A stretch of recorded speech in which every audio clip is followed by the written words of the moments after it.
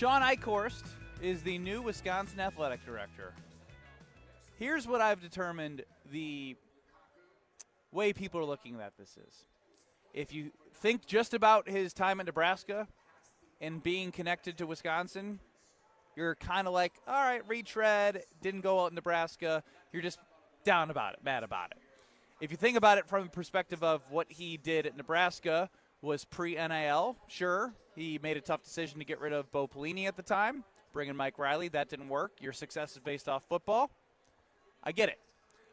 But at Texas, being director of operations for the football team and a deputy AD, that is a school that handled a lot of money. Mm-hmm. And this is a new era. So it's almost like I've seen people pick how mad they want to be or how happy they want to be based off what narrative they choose. Where do you fit into this? And I'm also in the camp of you just don't freaking know. You just don't. It's almost like you can't. It's hard to judge because it's harder than like a draft pick, right? Because at least with a draft pick, you have an idea. Whatever sport we're talking about, yes, it's at a lower level, but you've seen this person play.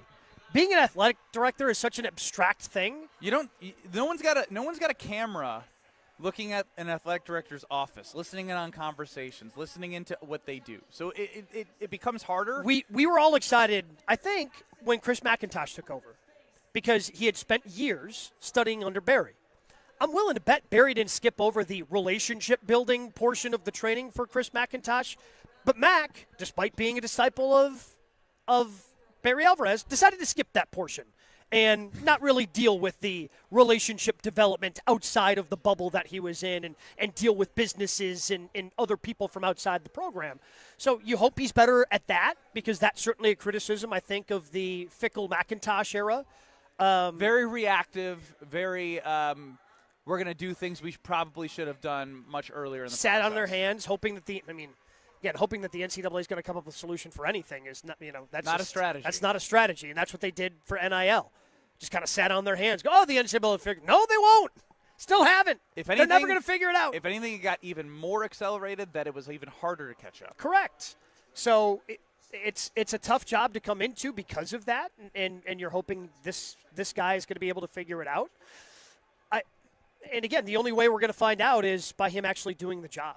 Now, he was really good with money in Texas. Seemed like he had some pretty good relationship building in Texas. But again, I think it's a little bit easier in Texas because there's so many people that pour money into that program. So you've got to go out and find the money to a little bit of an extent in Wisconsin. So he's going to have to go out and do that. My first question, I guess, really becomes what's going to happen with Fickell? How good does Luke Fickell have to be this year to retain his job? Because this is no different than a general manager coming into any other sport and he's inheriting a head coach.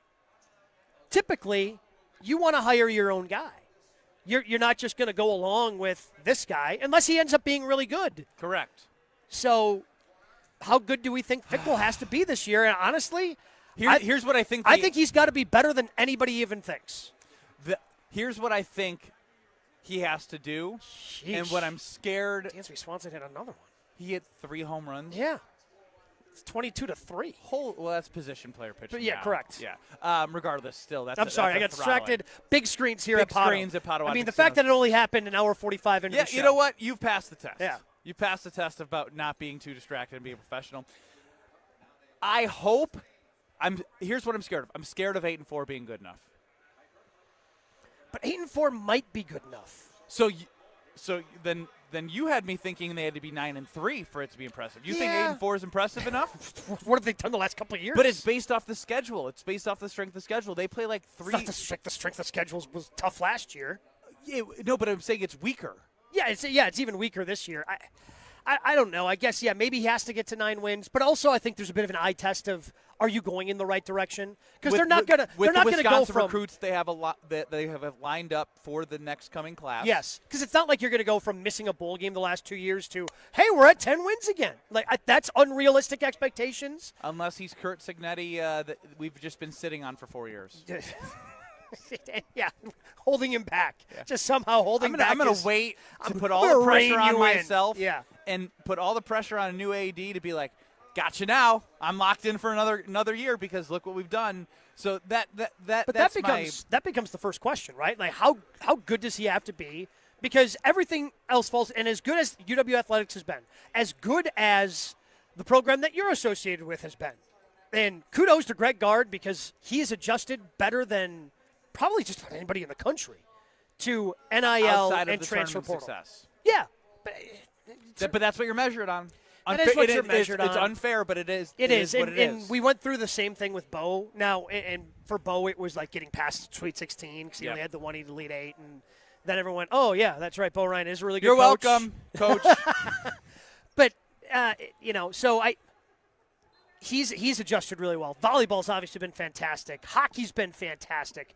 All these other sports, but ultimately, as you mentioned with Nebraska, you're judged on football. Football's the moneymaker.